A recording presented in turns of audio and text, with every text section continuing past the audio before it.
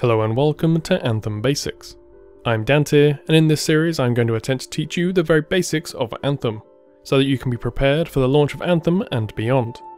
Today we're starting at the beginning, as basic as we can go, and over the following weeks we're going to keep building on the lore, mechanics, progression, items and story up to launch. After, we'll continue with some of the finer points and dive into the more advanced aspects of Anthem. And with this rather long introduction out of the way, let's jump into what even is Anthem. To start off, I'm going to attempt to define Anthem in as few words as possible. Much like World of Warcraft is an MMO or massively multiplayer online game, Battlefield is an FPS or first-person shooter, Anthem is a multiplayer, loot-based, third-person exosuit shooter. Rolls nicely off the tongue.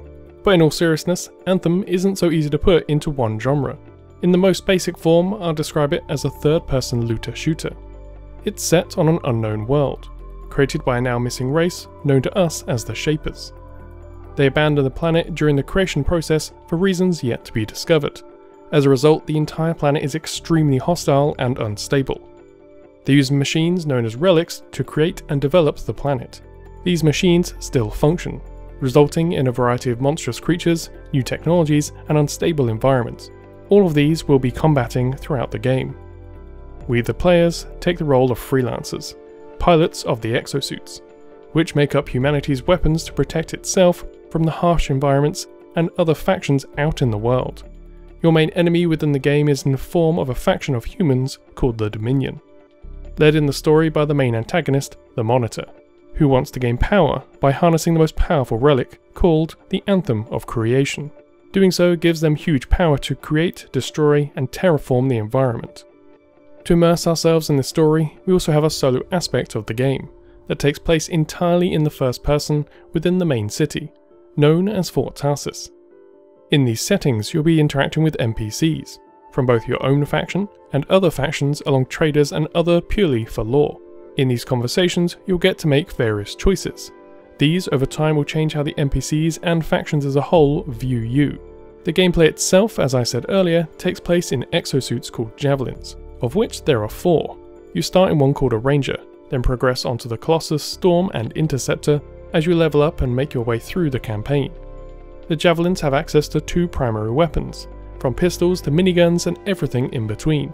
In addition, each has a set of ultimate abilities that gains charge as you defeat enemies, a support ability to help boost and protect yourself as well as allies, and offensive abilities to deal damage to your foes.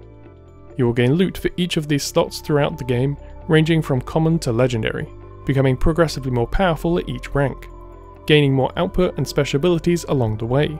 These will be earned for completing missions, crafting, and as rewards for certain activities.